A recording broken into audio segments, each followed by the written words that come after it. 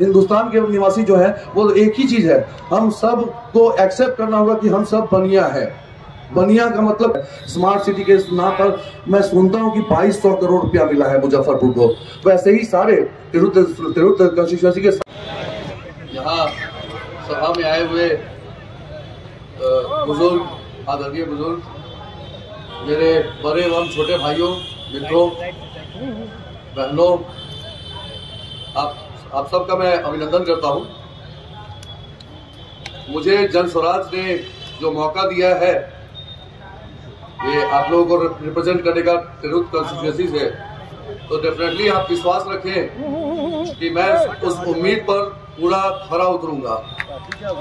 और मैं ये वादा करता हूं आज के डेट में कि मैं इस फील्ड में, अगर मान लीजिए आप लोगों ने मौका दिया, तो जो ये 13 महीने का सेशन होने वाला है, इस 13 महीने के सेशन में बहुत कम मुद्दे उठाऊंगा और उन्हें निष्पादित भी करूंगा। जैसे स्नातकों की समस्या है, 3 साल का कोर्स 5 साल में हो रहा है और प्राइवेट इंस्टीट्यूट में 4 साल के अंदर में बीएड एजुकेशन मिल जा रहा है। तो डेफिनेटली ये 3 साल का कोर्स और 5 साल में क्यों हो रहा है, इस पर मैं ध्यान दूंगा। युवा जो होते हैं, युवा स्नातक जो हुए, स्टूडेंट्स हुए, उनके लिए ये मेरा एक कदम रहेगा। शिक्षा के क्षेत्र में मैं दूसरा पॉइंट है शिक्षा और शिक्षकों की समस्या। तो शिक्षा के क्षेत्र में सुधार करने के लिए शिक्षकों का मनोबल बढ़ना चाहिए और शिक्षकों का मनोबल गिराया जा रहा है। 9 बजे फेशियल अटेंडेंस लग रहा है, सिर्फ शिक्षकों का लग रहा है। देखा जाए तो 3:15 बजे स्कूल का समय खत्म हो रहा है, 4:30 स्कूल में हम लोगों को रखा जा रहा है। तो ये एक सेकंड इश्यू होगा कि आखिर शिक्षकों का समय का चोर बता करके शिक्षकों का जो समय के कारण में उनको दंडित किया जा रहा है और 3:15 बजे से कोई स्टूडेंट नहीं रहता है। फिर भी स्कूल में 200 से ऊपर स्कूल घुमा हूँ, हर जगह पे कोई भी स्टूडेंट नहीं मिलता है, कोई गार्जियन नहीं मिलते हैं।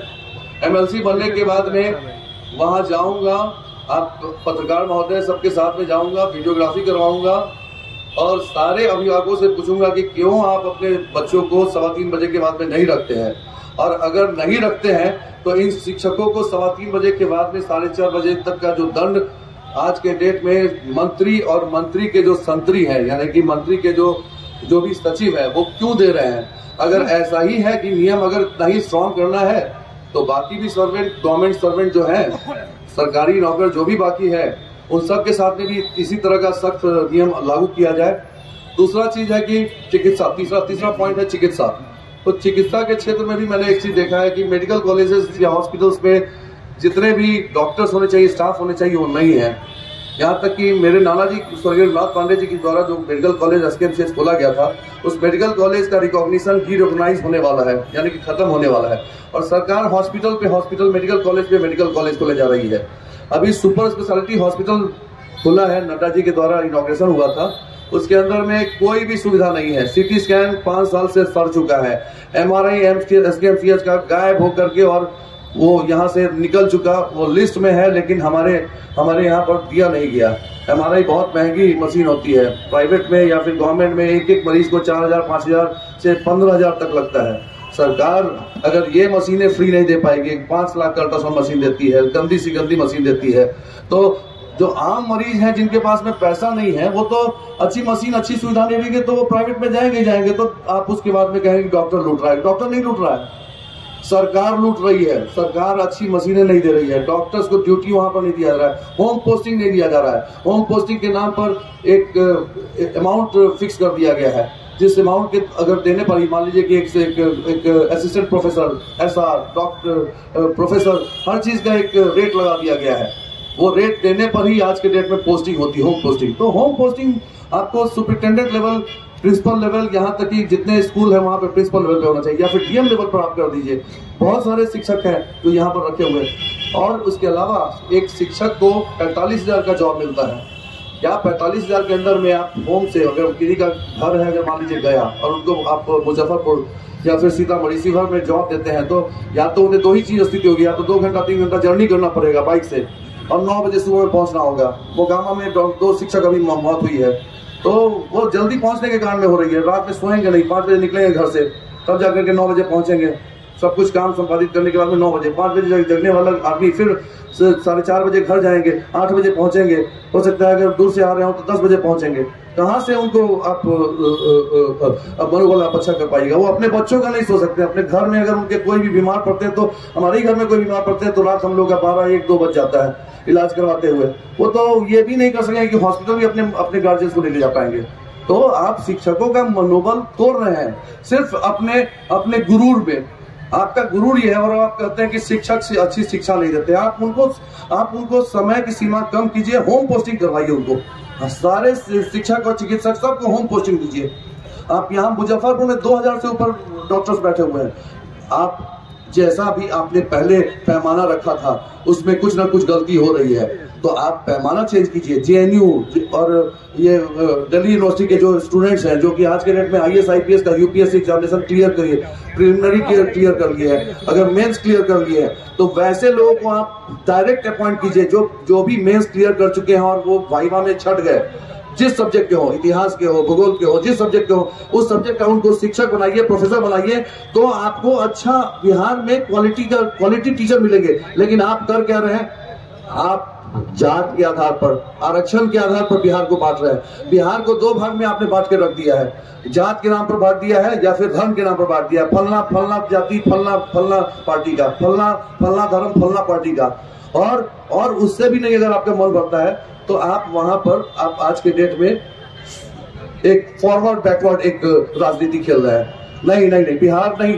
आज के डेट में मुझे लगता है कि सारे बिहारवासी समझिए कि सारे हिंदुस्तान के निवासी जो है वो एक ही चीज है। हम सब को एक्सेप्ट करना होगा कि हम सब बनिया है। बनिया का मतलब क्या होता है कि कहीं हम खरीद रहे हैं, कहीं पे हम सेलर हैं, कहीं पे हम बायर हैं। यानी कि हम कहीं पे खरीद रहे हैं, कहीं पे कुछ बेच रहे हैं। मैं डॉक्टर हूं तो मैं अपना हुनर बेच रहा हूं। मैं किसी दुकान में जाता हूं तो या फिर कहीं किसी मॉल में जाता हूं तो वहां पर मैं खरीद रहा हूं। तो हम सब कहीं ना कहीं खरीदार हैं और कहीं ना कहीं विक्रेता हैं। तो एक्चुअली में हमारा सारा समाज देखा जाए, वो ब्राह्मण है, ये है, वो है, फलना है, ढिमना है, तो वो मुस्लिम है, नहीं, सारे के सारे बनिया है। ये जात के आधार पर जो धर्म के आधार पर बिहार को बांटा जा रहा है, मुझे लगता है कि ये प्रशांत किशोर जी जो आ रहे हैं तो वो आज के डेट में आपको एक विकल्प दे रहे हैं, नया विकल्प दे रहे हैं, नए बिहार का विकल्प दे रहे हैं। 20 साल पहले बिहार हम लोगों ने, जब मैं 2005 में आया था, 2004 में आया था और 2005 में नीतीश जी आए थे, डेफिनेटली उस समय में बिहार में विकास हुआ। हम सब ने देखा, 5 साल 10 साल देखा, लेकिन पिछले 10 साल में हमें कोई विकास नहीं दिख रहा है बिहार में। आप भी होंगे, मैं तो देख ही रहा हूँ आज के डेट में रोड का नाला देखते हैं कि रोड का नाला कांच करके और बगल में डाल देता है, वही सूख करके फिर उसके बाद में उसी नाले में चल जाता है। स्मार्ट सिटी कहलाता है। स्मार्ट सिटी के नाम पर मैं सुनता हूँ कि 2200 करोड़ रुपया मिला है मुजफ्फरपुर को। वैसे ही सारे तिरुत कंस्टिट्यूएंसी के सारे शहरों को मिला है। नेता रिप्रेजेंट जो कर रहे हैं हमें, वो वहां जाकर के बोल नहीं पा रहे हैं। आप ये ऐसी पार्टी है जहां प्रशांत किशोर जी नहीं आ रहे हैं, मेरा नॉमिनेशन करने नहीं आ रहे हैं। दूसरे पार्टी में देखा जाए तो सब के सब मंत्री आ रहे हैं, तो कहीं पर पार्टी के नेता जो मेन विपक्ष के नेता है वो आ रहे हैं और वो जात के नाम पर बात कर रहे हैं, धर्म के नाम पर। टोपी पहनी जा रही है आपका टोपी उतारने के लिए, अगर पानी पिया जा रहा है तो आपको पानी पिलाने के लिए। तो टेंडेंसी अलग है। आज के डेट में हो सकता है कि सामने में 2 तरह का चेहरा लेकर के 2 लोग घूम रहे हैं। एक आपको दिखाने के लिए, जैसे पुराने जमाने में कहा थी कि हाथी के दांत खाने के अलग होते हैं और दिखाने के अलग होते हैं। तो नेता जो आज के डेट में लीडर्स हैं, जो भी पार्टीज हैं, वो पार्टीज दिखाने के लिए अलग है और करने के लिए अलग है। प्रशांत किशोर जी एटलीस्ट उनकी सोच, रील्स हम सारे जितने भी शिक्षित है वो देख रहे हैं। तो ये पहली बार मौका मिला है, ये पार्टी बनने के बाद में पहली बार मौका मिला है कि सभी शिक्षित कम से कम अपना वोट जन स्वराज को दें, मुझे दें और मुझ पर विश्वास रखें कि ये 12 से 13 महीने का ये टोटल समय होने जा रहा है। ये मात्र 13 महीने के लिए इलेक्शन हो रहा है। 2026 के मार्च अप्रैल में ये इलेक्शन हो जाएगा। तो आप कैलकुलेट करें तो दिसंबर में, 2024 के दिसंबर में ये इसका रिजल्ट निकल रहा है। मात्र 25 का, और साथ में आपको 25 के लास्ट में ही आप समझा जाए कि ये इलेक्शन जो है फिर से तैयारी शुरू हो जाएगी। जुलाई 2025 से इस इलेक्शन की तैयारी हो जाएगी। तो अप्रोक्सीमेटली 6-7 महीना या 8 महीना मैक्सिमम आपको मिलेगा इसको। मैं ये कहना चाहूंगा कि मात्र 13 महीने के लिए समय मिल रहा है। आप सब एक बार एटलीस्ट प्रशांत किशोर जी की सोच पर विश्वास रखें, मुझ पर विश्वास करें। 20 साल से मैं यहाँ प्रोफेसर में समय दे रहा हूँ, लोग आ रहे हैं, जात धर्म के नाम पे कर रहे हैं। मैं SKMCH के बगल में, जो परिसर के बगल में एक मदरसा है जिसके मौलाना जी हैं, मुजाहिद जी, तो वो 20 साल से वो मुझे पेशेंट्स, गरीब पेशेंट्स को फ्री करने के लिए भेजते हैं। मैं करता हूँ, ना हम पूछते हैं ना वो बोलते हैं, वो सारा का सारा जैसे ही वो लेटर लिख करके भेजते हैं, हमारे यहाँ पर वो सारा फ्री होता है। तो ढोंग करने वाले 20 साल से ढोंग नहीं करते हैं। आज के डेट में लड़ रहा हूँ। 2020 में मेरा रिकॉर्ड देखा जाए, फेसबुक पे मैंने बोल दिया था कि हमारा परिवार इलेक्शन नहीं लड़ेगा। हमें इच्छा नहीं थी इलेक्शन लड़ने की। आज के डेट में 53 साल का हो चुका हूँ। मुझे लगता है अपने परिवार का बहुत अच्छा कर दिया। 18 करोड़ का इंश्योरेंस भी कर रखा है अपने बच्चों के लिए। अगर मरता हूँ तो एटलीस्ट 12 दिन के बाद में मेरा बच्चा रोड पर नहीं आएगा। तो मैं अपना गार्जियन होने के नाते एटलीस्ट मैं अपने बच्चों का अच्छा भला चाहता हूँ। मैं उनका सिक्योर लाइफ कर रहा हूँ। हमारे नेता जो है वो हमारे गार्जियन की तरह है, उन्हें भी हमारे बारे में सोचना चाहिए। हम बिहारियों के लिए सोचना चाहिए। सोच ऐसी नहीं है। मौका दिया जाए, जो भी बोल रहा हूँ अच्छा सा करूंगा, नहीं कर सका तो अगली बार इलेक्शन नहीं लड़ूंगा। नमस्कार।